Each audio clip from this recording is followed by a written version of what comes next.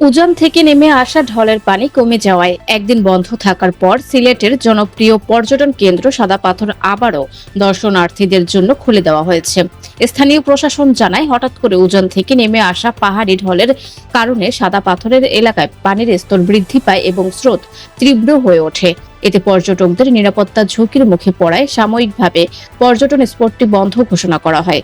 ওই সময় কোনো ধরনের দুর্ঘটনা এড়াতে প্রশাসন পর্যটকদের প্রবেশে নিষেধাজ্ঞা আরোপ করে। পরবর্তীতে পানি ধীরে ধীরে কমে পরিস্থিতি স্বাভাবিক হলে সংশ্লিষ্ট কর্তৃপক্ষ এলাকা পরিদর্শন করে নিরাপত্তা পরিস্থিতি নিশ্চিত করে। সবকিছু স্বাভাবিক বিবেচনায় পুনরায় পর্যটকদের জন্য সাদা পাথর খুলে দেওয়া হয়। স্পটটি খুলে দেওয়ার খবরে পর্যটকদের মাঝে স্বস্তি ফিরে এসেছে। ইতিমধ্যে দেশের বিভিন্ন অঞ্চল থেকে ভ্রমণ পিপাসুরা সেখানে ভিড় জমাতে শুরু করছেন।